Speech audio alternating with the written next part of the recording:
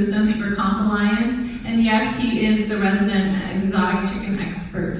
Yeah, it's a title that I almost feel more privileged to have that than the next year. The chicken expert. No, not really. So for me, I'm a mama's boy, so I'm going to say my mom. Similar to Ryan's story, my mother raised 3 kids. We were pretty poor in rural Missouri. She had an entrepreneurial spirit. She ran like a greenhouse and a press. She made candles. I mean, it was incredible. And she, raised 3 kids. My 2 sisters are horrible. I'm pretty great, but they're pretty bad. She dealt with them and me, and just a fantastic woman. So, thanks so much. So Magnum, I know artificial intelligence is in your wheelhouse as well. How do you see AI changing healthcare delivery in the system? Yeah, so, just kind of having a little bit of a bias, being a tech guy and loving data, I'd love to say it's going to change everything, but to Marcus's point, it has to be a gradual implementation. There's a lot of systems out there. So as far as the way I see things going now is it's getting off the premise that everybody's a statistician. So when we build our AI applications, which you talked about NLP, we leverage that as well. We got to get away from having people try to understand the statistics behind it and make the user interface more accessible. So when we look at our adjusters, and which are our clients, and internally we have nurse case managers, well, we really have to give the adjusters an easy way to assign those cases to our nurses in instances where a model is saying that they need to do so. And we'd spent a ton of money on a ton of different ways to do this to find out that an email worked the best, which was unfortunate after we spent all that money, but it is what it is. And we've seen a tremendous adoption because of that. So with that being said, I just think for AI over the next several years, we are going to see more adjusters going into a BA space, so a business analyst space. That's the only way this is going to work. We have to have people doing the actual job, giving direction to the programming staff. It's not a technical limitation that we are facing. It is a people situation where we have a lot of experience retiring. So we're going to see over the next couple of years adjusters getting in this space and helping the technologists implement some of these pieces. And Caitlin, very, very important consideration. And so here is a permission to the industry to fail, right? So the workers' compensation industry is largely, as we've all talked about, is another common theme, process-driven today.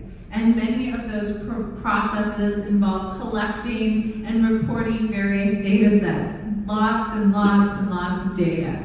But despite all of that data, there are still basic metrics about the workers' compensation system that are unknown. For example, we could not say definitively how many workers' compensation claims were accepted in the United States last year. It doesn't exist, despite all of the data and all of the data warehouses that we have. So I want to talk to a few of you about how we can leverage that data more effectively. So Ryan, can you tell us? So Magnum, this is a world that you live in every day, data.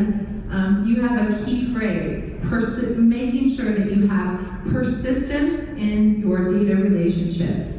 Can you explain why that's so valuable and how you think that's a key to system performance management? Yeah, so, I guess if you ask anybody that I work with, they would say I have a lot of phrases, kind of that guy.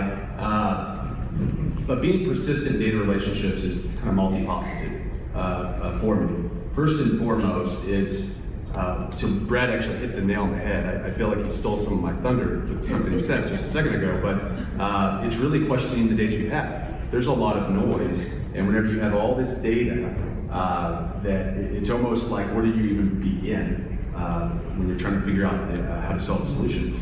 So first, it's questioning the data that you have and coming up with the data that you actually need to accomplish the task at hand. So when we start talking about performance metrics within systems, long gone are the days of us being able just to give KPIs and people run, and say that these are the best things ever. We have to get very specific and get it back to the worker once again, the adjuster, the nurse case manager, what have you, on getting the right data and the right KPI, getting an understanding so we're actually using that data.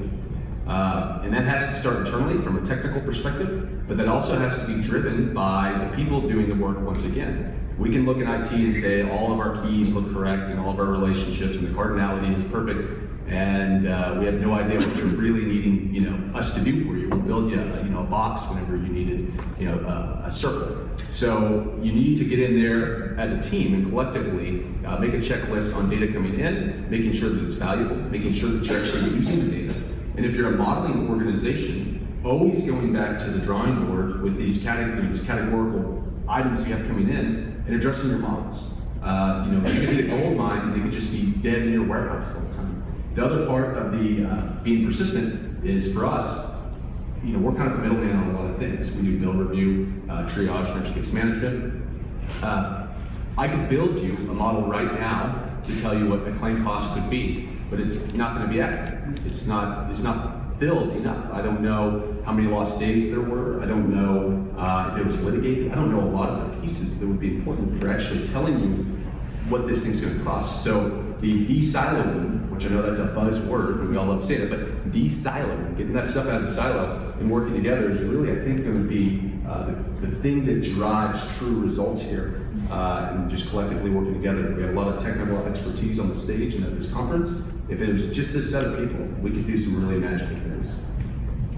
Yes. Magical things, right? Magical things. Heard it here. Hashtag magical things. What you do with the data to be meaningful and to drive change is really what we need to, where the conversation needs to go. So the Next Gen initiative was really designed to recognize exemplary professionals in workers' compensation who have been particularly successful early on in their careers. And I wanted to talk a little bit about some of the strategies and things that you have learned